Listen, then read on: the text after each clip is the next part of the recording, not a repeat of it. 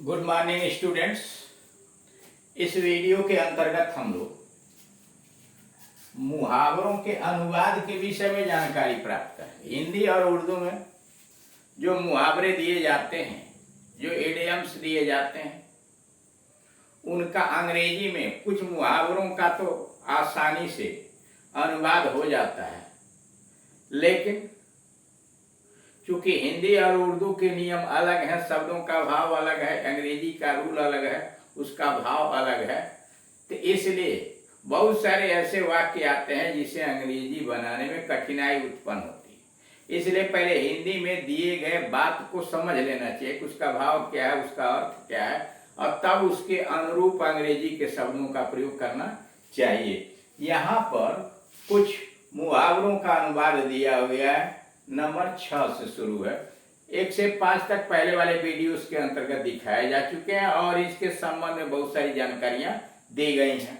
यहाँ है 6वां, यह भारत के लिए गौरवपूर्ण कार्य है। यह भारत के लिए गौरवपूर्ण कार्य है। It is a feather in India's cap. Feather पंख। It is a feather in India's cap. यह भारत की टोपी में पंख की तरह से शोभा बढ़ाने वाली है। यह भारत के लिए गौरवपूर्ण कार्य है। It is a feather in India's cap. वह अत्यंत प्रतिकूल अवस्था में है, मतलब विपरीत अवस्था में, प्रतिकूल विपरीत। वह अत्यंत प्रतिकूल अवस्था में है। He is like a fish out of water. He is like a fish out of water. वह पानी के बाहर तड़पती मछली की तरह से है। वह अत्यंत प्रतिकूल अवस्था में है। He is like a fish out of water. वह आज बिना सूचना के छुट्टी पर है। वह आज बिना सूचना के छुट्टी पर है। He is on French leave today. बिना छुट्टी के, बिना प्रार्थना पत्र के छुट्टी पर या सूचना के छुट्टी पर आने को फ्रेंच लीव कहते हैं। He is on French leave today. वह स्वान निद्रा वाला है। वह स्वान निद्रा मतलब कुत्ते की नींद सोता है। वह स्वान निद्रा वाला है। He is a light sleeper. He is a light sleeper. वह स्वान निद्रा वाला है। He is a light sleeper. वह विद्वान है। He is a man of letters. वह विद्वान है। He is a man of letters.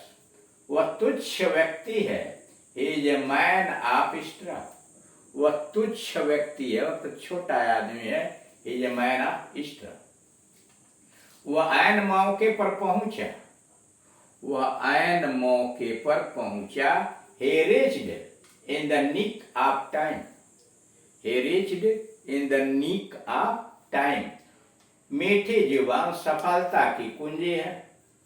मीठी जुबान सफलता की कुंजी है। एन आईली टंग्स, मीठी जुबान, एन आईली टंग्स इज ए की to success.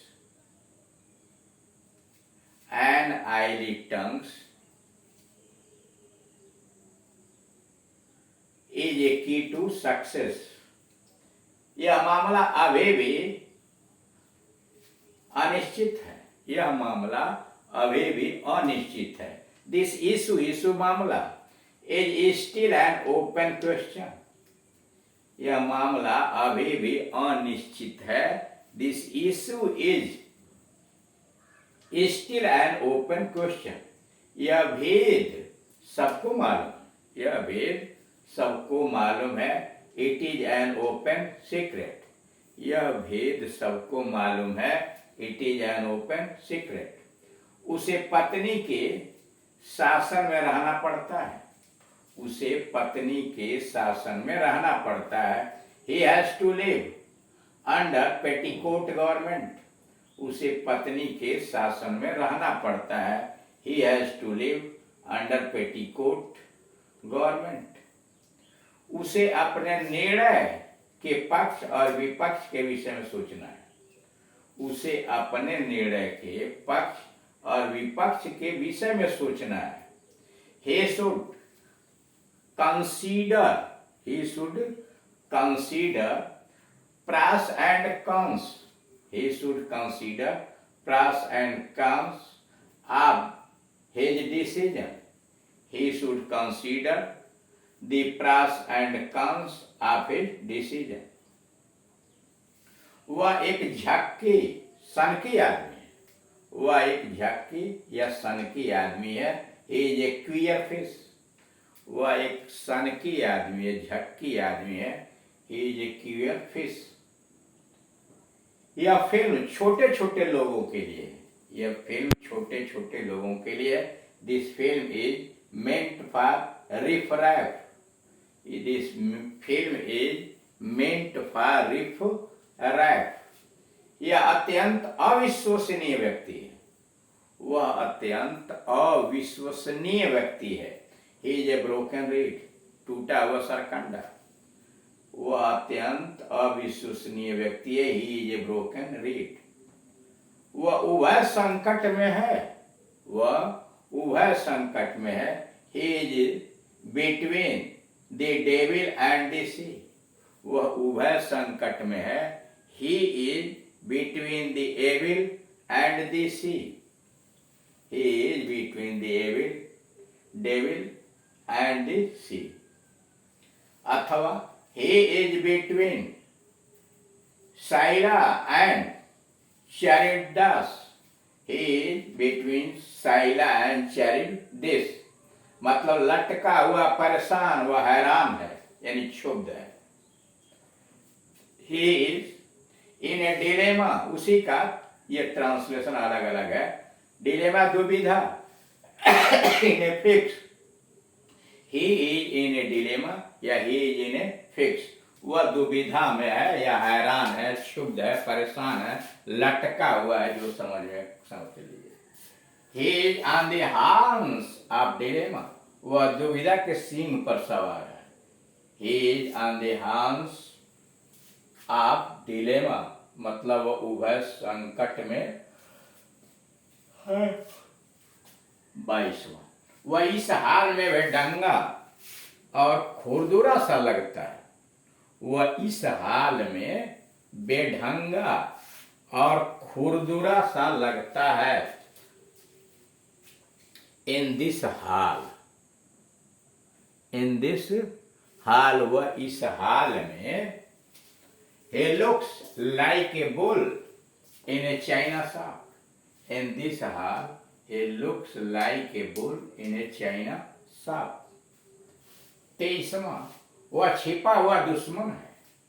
he is a snake in the grass, वह छुपा हुआ दुश्मन है. he is a snake in the grass. यह खुशी के बीच एक खतरा है, यह खुशी के बीच एक खतरा है. it is like a sword in Damocles,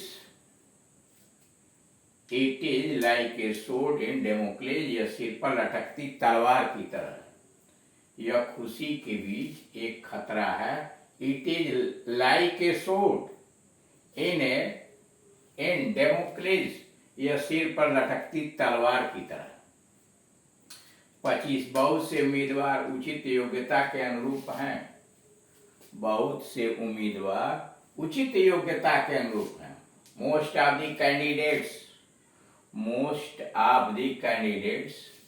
are up to the mark. Most of the candidates are up to the mark. समाजवादी समाज में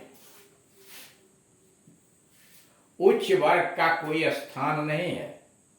समाजवादी समाज में उच्च वर्ग का कोई स्थान नहीं है. There is no room for the upper 10 in a socialist society.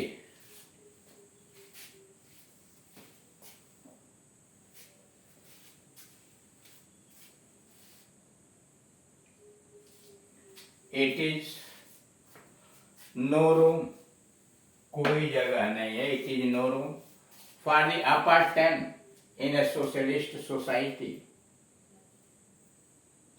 यह निशाने से बहुत दूर है, यह निशाने से बहुत दूर है. It is a wide of the mark, it is a wide of the mark. इस गाड़ी से उसे लाभ के बदले हानि होती है। इस गाड़ी से उसे लाभ के बदले हानि होती है। This car is a white elephant for him. White elephant सफेद हाथी, मतलब बहुत खर्चीला। तो इस गाड़ी से उसे लाभ के बदले हानि होती है। This car is a white elephant for him. ये दफ्तर में बैठकर काम करने वाले लोग हैं। ये दफ्तर में बैठकर काम करने वाले लोग हैं। They are white collar people. वे दफ्तर में बैठकर काम करने वाले लोग हैं। They are white collar people. यह मूर्खतापूर्ण साहसिक कार्य है। यह मूर्खतापूर्ण साहसिक कार्य है। It is a wild goose chase. यह मूर्खतापूर्ण साहसिक कार्य है। It is a wild goose chase. Wild goose जंगली हंस। तो इस प्रकार देख रहे हैं कि ये जो मुहावरे आ रहे हैं उनको हिंदी से अंग्रेजी में कितना सोच विचार करके अर्थ के हिसाब से अंग्रेजी के शब्दों का प्रयोग किया जाता है। अगर हम हिंदी या उर्दू के इन मुहावरों को आसानी से नहीं समझेंगे, उसके मतलब को नहीं समझेंगे, तो अंग्रेजी में अनुवाद करते समय हमें कठिनाई होगी और गलती भी हो सकती है। तो इसलिए इसे बार बार हमें मनन करना चाहिए, अध्ययन करना चाहिए। जैसे जैसे अधिक अधिक हम प्रयास करेंगे वैसे ही इन विधाओं में हम कुशल होते चले जाएंगे। Thank you.